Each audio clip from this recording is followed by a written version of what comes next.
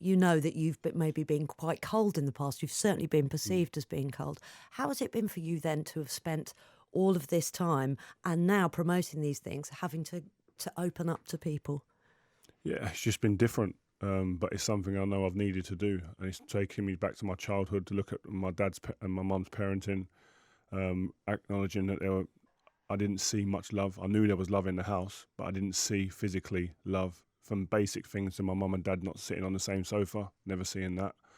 Hearing my dad say "I love you," didn't hear that till late teens, and so that just carries on into your life. You become a replica of what you've been seeing, really, and that's how I was. And so it took tragedy really to make me open up, look within, and to try and change it. And that's been the biggest thing, is acknowledging and then trying to change, and then going to see different people who've been through my experience, who can influence me. And I've met some fantastic people along the way who've helped me, and now that's enabled me to help others.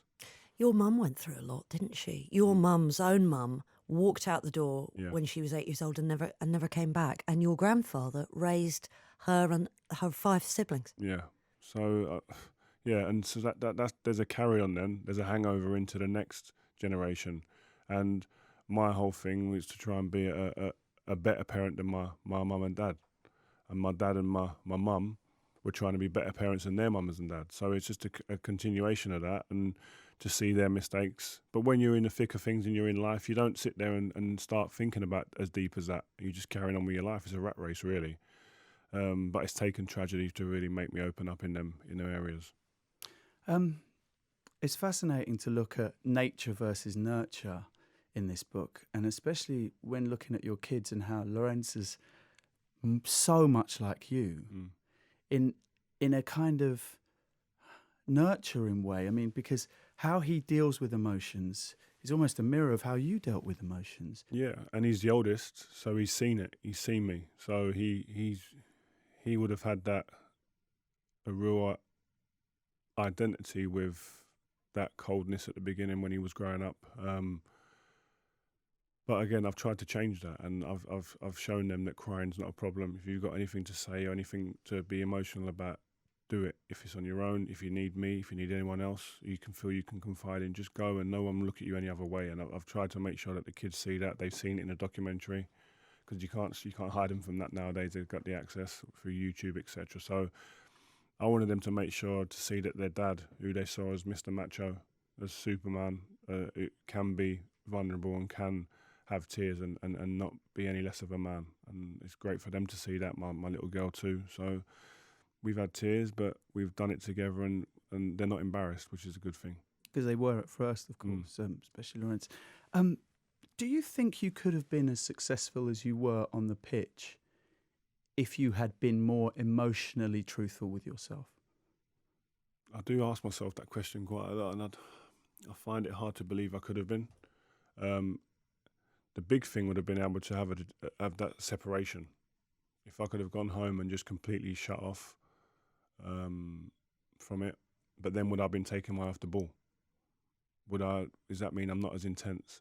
There had to be an intensity when I was in the training ground.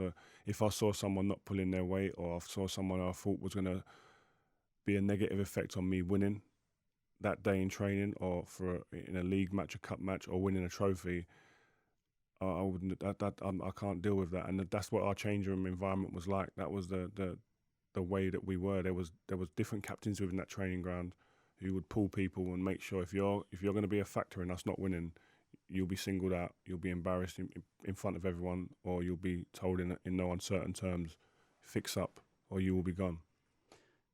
Because Rebecca was told very early on in your relationship by your mother that if the relationship was to work, she would have to allow you to do the one thing that you wanted to do, which was football. And nothing could divert away from that. Yeah. Okay. Have you ever met a footballer who could successfully compartmentalise those two things? So be the husband, the father, but also be the super successful footballer? Because I sense in this book quite a lot of regret and guilt. Yeah, I think they are out there, but we don't really know what goes on behind closed doors in anyone's house. True. So we don't know if someone who's intense at football and then goes home and they're all jovial and just forget it, leave it at the front door. we don't know. You never could I you? couldn't do that. No, I could do it to a certain extent when I had kids. It softened me a little bit, but there was still that underlying coldness. And I mean, we'd organised for friends to come up from London, play a game, bad result or bad performance. I'm not going out. I'm going back in. I'm going to go in that room there and sit there and just think about what's gone on in that game the whole night. So, And she had to deal with that. Yeah, and that was all with the thinking that once I do retire, we go back to being a family that will do things all together, like everyone else. But there were sacrifices to be made now here, so I could be successful, win, give us the foundations to go and have a great life after. But obviously, we'll never afforded that time. Yeah, it's a moment that's heartbreaking in the book when you go back to Portugal for the first time without her, and there is a sign inside that she has bought that says this is our happy ever after, because she put everything into that being to retirement, to you and the kids being there, and then finally getting to be a family all the time together. Yeah, and that was always the plan. That was always the thinking. And people say, "Do you regret that?" I don't, because that was our plan. And you can't look back and say, "Oh, I wish we had done that," because you don't know what's around the corner. So I still feel, in terms of planning for the future and to do all the great things we had planned, I wouldn't change that, because I still feel probably I wouldn't have been as successful as I was if I was a different person. That's just the way I was built. But do I wish I was more emotionally open? Yes. Do I wish I'd been able to be emotionally open for Rebecca in her last days? Yes, I do. There are regrets I do have. But again, I aim not to make them same mistakes. That's why I was open to doing the documentary as a therapeutic journey as well, learning about myself. And in the relationships that I'm going to go into, I'm in a relationship now, that I won't make them same mistakes. I want to be as open as I can in terms of being emotionally connected with somebody and not making the same mistakes that I made before, and same with my children. I mean, even talking about a relationship, my children have to be part of that conversation. Everything going forward now, they have to be part of that conversation when I make a decision that will affect them at some point, or have some form of, they're going to see something and that could jolt them. They have to be in that conversation. So it's difficult. It's different to what I know, but I've been thrown into making sure that I am aware of them type of things, and I've got to make a difference and make a change in my approach to a lot of things. What strikes me about your and Rebecca's relationship, apart from the fact that you were clearly madly in love with each other, is that it was a moment of fate almost that ended up with you guys being together and having 3 children together. Talk us through that night. You were just signed for Leeds and you went out for dinner together, and what happened? It was weird. I said I've agreed to go to Leeds, and she said, "Yeah, great, good news." And I got in the car, going home to tell my mum and everyone, my dad and my brothers and sisters, and I saw her at the traffic lights. It was raining, I think, and then I looked over, and she was crying, and I thought, oh, and then it hit me then. Okay, she's got to come too, but I didn't realise that there was that connection until that moment. So it was a great moment, and then, as I said, it was all about her working out what's needed for me to be as good as I can and as professional as I can as a professional footballer. You say that you really regret not giving her her moment to shine, and if you had your time again, maybe you would have at least said that to her. Yeah, and there are them little things that you do think about, but It's what she wanted, Rio, as well, isn't it? Yeah, she was just she just sacrificed many years in the knowledge that we was going to get it all back after, and do many things as a family. And yeah, it's just a shame that wasn't able to happen. And that's when I look at my kids, and that does obviously that air of sadness does come when you look at your kids and think they would love to be doing X with their mum. But I do tend to say you can't keep looking back and only if I'd love this, that. You've got to give the kids a chance to breathe and to really do go out there and enjoy life now. And there are going to be moments when they're sad and they're going to want to sit and talk about their mum and stuff. That's great, and we're all for that. And we've created spaces in the house for that, for them moments where they can do that comfortably. But And I they think still spray her perfume on their pillows. yeah, there's you could be having an unbelievable day, not thought about anything, and all of a sudden you walk into the room and just the smell can just take you back, and you're like, whoa. But then you start thinking, and worry sets in sometimes. Well, why did one of them spray that? What were they thinking? where was their mind at that moment? Were they sad? Were they or just happy? They just saw it and they wanted to do it. Are they for a happy reason or is it a sad reason? And you just ask yourself a million questions, and that's a never-ending theme that's going to always kind of happen, really. I'm so glad she parred you when you said, "This is your opening line, Rio. Come on, man. Listen, go to the bar, get a pen and paper, write your number down, and bring it back to me." Yeah. That's your idea of charm? It was. I thought you were going to say it worked. It worked. It did, but it was not. It didn't work immediately. She barred you. She flatlined me straight away. But I was young.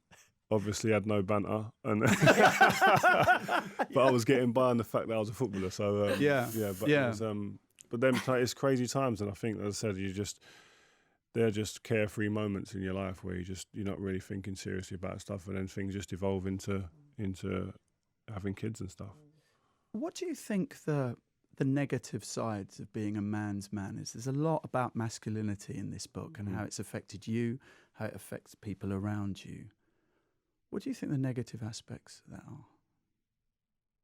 that are? People not getting to really know you too much. But that's good in your game, isn't it? You don't want people to, like Drake says, no new friends. Yeah, but the problem is as well is that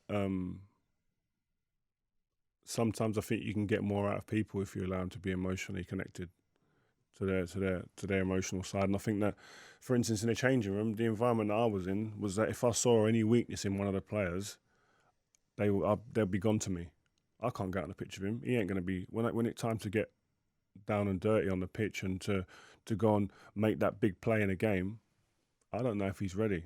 Even if they had lost someone? He looks weak. If they had lost someone, were they not allowed to be weak in that moment? Because that's not something while you were playing you'd had to deal with. Yeah, but it's here's today, gone tomorrow. Like, for instance, Cristiano Ronaldo lost his father while he's at Manchester United. Huge thing. Young kid, new country, lost his father. Ronnie, you all right? Listen, man, I hope you're cool, man. You need to speak. I'm here. 10 minutes later, I've more or less forgot about that. He's having a bad day. I don't think about. He might be thinking about his dad. What's wrong with this kid, man? We got a game on Saturday. Get with it. That's how you are. It's brutal in that sense. Do you know what I mean? I can't get them 3 points back on Saturday just because one of the players is a little bit down, and it's not nasty. You just don't think sometimes. You don't go, actually, why is he? You don't question, why is he actually looking a bit down, or he's not with it on today. You don't go, you know what, actually, because he might have lost someone. You think, he don't seem like he's on it. Get him off, put someone else on. But you want your kids to be successful because you've been successful. Yeah. But your way of being successful was to compartmentalise and to be focused, eyes on the prize at all times. So then how will you educate your children to be more emotionally evolved, as it were, but still be the success that you want them to be? I think the key word is balance. I never had balance with that. I was all about focus, work ethic, success, and driven to that side. And the emotional side was kind of locked in a closet somewhere over there. And I think you just have to find that balance where you can do both at the right times. And I stress to my kids work ethic when I'm getting up and taking them to school and then going on, where are you going? I'm going to work. I don't really explain sometimes what I'm doing. I'm going to work, so they know that you get up and you go work. So when they get to an older age where they've got to do that, do you work or don't you? My dad did. I'm going. That's the norm. So that's all I'm trying to instill in my children, but also to be emotional. You can be emotional. You're not a weakling. You're not somebody who can't have tears or can't have down days. But within that, you've got to be strong as well. And I think there's a balance. It's key. You have to have the balance in your life. How difficult is it? There'll be men listening who have been through the same situation as you. When do you realise that point when you can allow yourself to love someone else again? It's a good question. I mean, again, that's why it was so good doing a documentary, because it enabled me to meet other people. I went to meet some fathers who were in my position, some husbands who were in my position who had lost wives. And that was one of the big things. It's okay to meet someone new. And the timing, no one else can tell you when the right time is. Only you will know. But then the key thing was going to Ireland. I went to Ireland and saw Darren Clark, who there's a lot of parallels as a sportsman, Lost similar Heather age, lost his wife, and there's two similar young age sons. kids, 2 young sons, similar to mine. And he sat and said to me, "You will smile again. I am living proof. You will smile, you will get that spark again, and you will be happy again, and as happy as you was." And I was the first person who'd been in it who told me that. And I left that and started thinking, you know what? That's the trigger, really. Because up until then, if anybody had asked me, will you be involved with somebody else? Will you introduce someone to your children? Will you be public with anybody? Flatline, no chance, not a chance. I wasn't emotionally ready. Could you meet anybody? Yeah, I could. Would they meet my children? No. Would they be involved with me properly? No. Because I just wasn't in that position to do that. And then I just obviously became a little bit more open to it. Once I'd met a few different people that had the experience that I was going through, that really did give me comfort and it really made me feel that it is okay to think along them lines again. And you will be judged by family, by friends, by people from afar. But if you feel it's right, then go for it. And the key to that as well are your children. Are your children going to be okay with it? Are you going to? And again, they are part of that conversation. If I'm going to introduce anybody to them, they have to know exactly where I'm at. How are you feeling? Tell me how you feel about that. Have that open conversation, the open platform for them to speak. You must have been pretty nervous the first time then, the three of them met Kate. It's worse than actually, it's worse than a chat-up line. Do you know what I mean? It's the nerves. You know, when you're a young fella in a bar or something, you've spotted someone, I'm going to go over there, you've got to build that courage up. It's worse than that because your kids, there's no more people judgmental than your kids. And they'll tell it to you straight. And no one more honest. Yeah. Yeah, so yeah, that was a hard conversation. But it was funny. It was made funny. And then when they met her, all good. Yeah. You talked to them afterwards and were like, it's a slow process. I don't think you can rush anything like that. I think my children they deserve happiness. They deserve an opportunity to be happy. And if that is with someone being in our household or being a part of their lives from that they hadn't known before, then that's great. And I think they deserve that. I think they've had a lot of trauma in their young lives. The last 2 years left, they've lost two of the most powerful, strongest women in their lives. So I think the decisions that I make with them as a family, they deserve that. I couldn't believe it, and I was reading in the start of the book that you actually finished this book on the day that your mother died. Mm. Yeah. Yeah, and she done a couple of interviews for the book. I don't know how. With the lady Decker, who's a great writer. She's had some trauma in her life very similar to mine as well. But she spoke to my mum, and my mum made sure that she got her words and her side of the story out as well, because she knew how important this book would be for many other people. And I think my mum, especially, was somebody who was a doer to help other people, and this book is definitely falls into that category. What do you think she would think of the way that you've dealt with everything? The fact that you've done this book, you've done this documentary, and your children are clearly on the up and up, and you're doing it. Yeah, I think she'll be proud in many cases. She'll say there's room for improvement in areas because she was always like that. But that's just the way mums are. Yeah, that's you as well. We know where you got that from. But yeah, she'll be smiling, I'm sure, upstairs. You're the only parent they have left. Mm. So how do you feel about the fact that you're going to go in hand-to-hand combat with someone and how that might affect them? Because you can come back on a football field and, yeah, you might have a leg issue, hamstring injury, but coming back home and having black eyes and a broken nose and all of that kind of stuff, you must have thought about that. Yeah, 100%. Again, they were part of that conversation from the off. I didn't make a decision without speaking to them. And my boys do a little bit of that anyway, so they like it. They like it. They like having a little tear up here and there. But what so about Tia? Like Tia, as long as she can go horse riding, she's fine. You know what I mean? So, but yeah, listen, I thought about my health. I thought about what the outcomes could be. But this was an opportunity to challenge myself mentally, physically. We're all armchair fans. Could I do that? What's it take to become a boxer? What's it take to become a professional? Can I do that? And I missed that challenge. I missed that competition, 1-to-1 against a striker in training, in a match. Can I win? Can I get to that goal? I missed that for the last 2.5, 3 years. I've not had that, and this was a great opportunity to have that challenge and to see where I'm at. And I think as well, it's a focus. it's a focus of what's gone on in the last couple of years as well, and Yeah. a chance to channel any other emotions that I may have.